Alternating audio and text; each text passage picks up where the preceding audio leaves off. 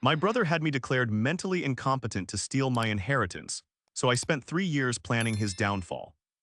The day I walked out of that courthouse 3 years ago, I knew my life had fundamentally changed forever. My own brother had just convinced a judge that I was mentally incompetent to manage my affairs, and in one swift legal motion, he'd seized control of the $2 million inheritance our grandfather left us both.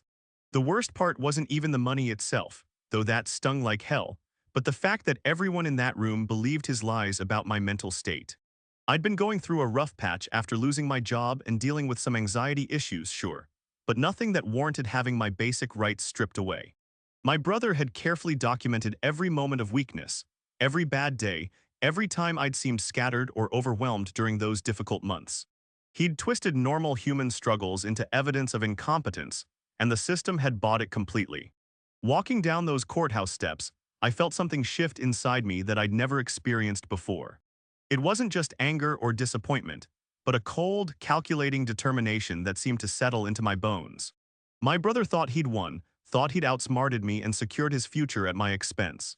He had no idea that he'd just awakened something in me that would consume the next 3 years of my life.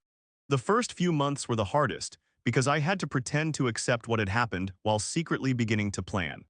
I moved into a small apartment across town, took a job at a warehouse, and started living the kind of quiet, unremarkable life that wouldn't draw attention.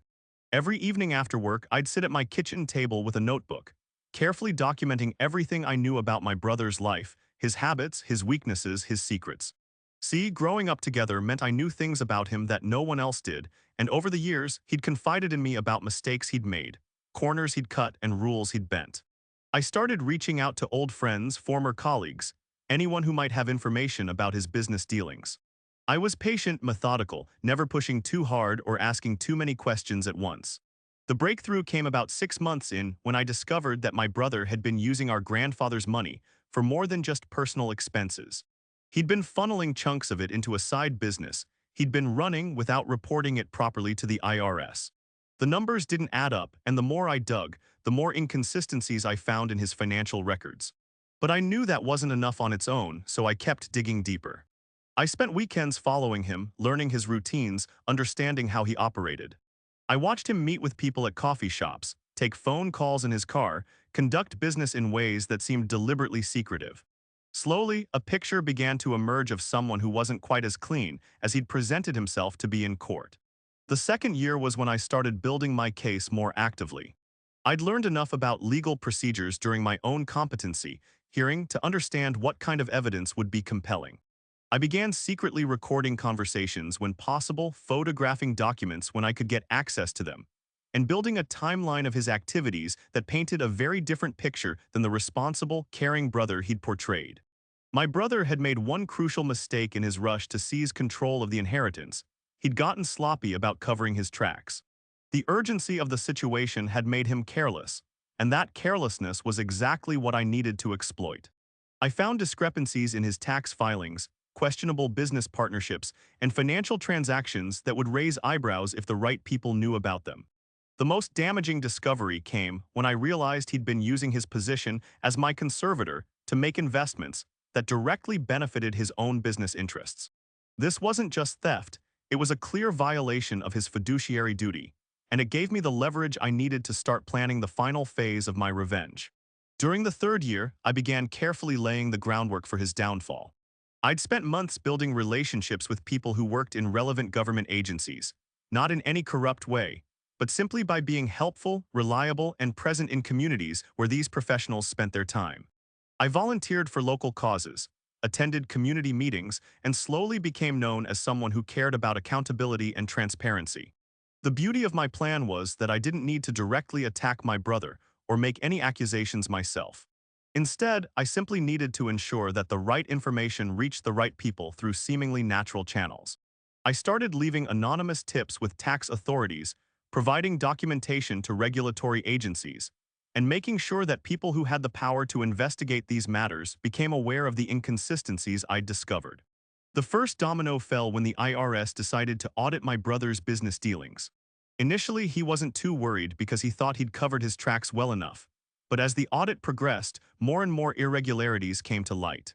The stress of dealing with federal investigators started affecting his sleep, his mood, and his decision-making in ways that became increasingly obvious to everyone around him. While he was distracted by the tax issues, I made sure that information about his misuse of the inheritance funds reached the court that had originally granted him conservatorship. I didn't file any motions myself, but I made sure that a legal aid organization became aware of potential violations of fiduciary duty. They were always looking for cases that could highlight problems with the conservatorship system, and my brother's situation fit perfectly. The second domino fell when the state's attorney general's office opened an investigation into his handling of conservatorship funds. This was much more serious than the tax audit because it involved potential criminal charges, not just financial penalties.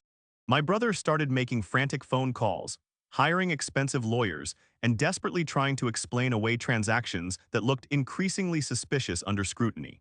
As the investigations intensified, my brother's carefully constructed facade began to crumble. The stress was eating away at him, and he started making the kind of erratic decisions that I'd hoped he would. He began liquidating assets hastily, trying to move money around to cover his tracks, and generally behaving in ways that made him look even more guilty to the authorities who were watching him. The third domino was the one I'd been waiting for, and it fell when one of his business partners, feeling the heat from the investigations, decided to cooperate with prosecutors in exchange for leniency. This partner revealed details about financial arrangements that my brother had thought were completely secret, and suddenly the full scope of his misconduct became clear to everyone involved. But here's where my plan took an unexpected turn that even I hadn't fully anticipated. As the legal walls were closing in around my brother, he made a desperate decision that would ultimately seal his fate.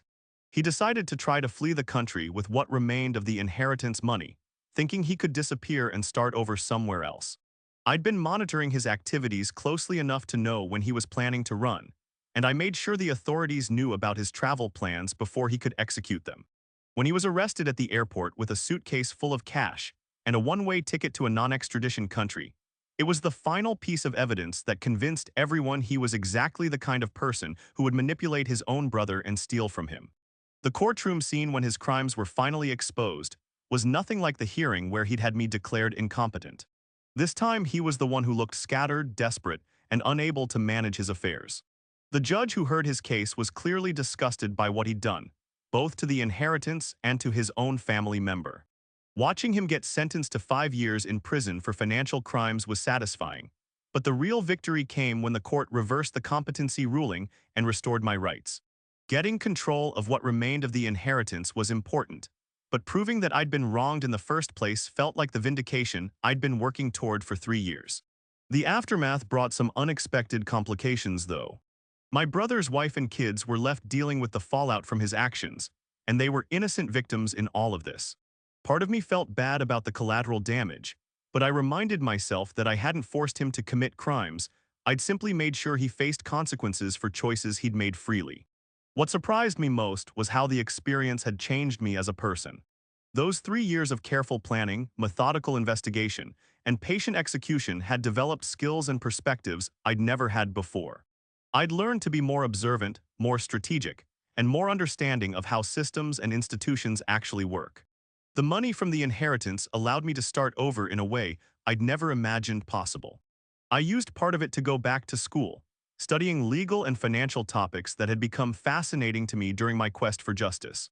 I also started a small consulting business, helping other people who felt they'd been wronged by the legal system or taken advantage of by family members.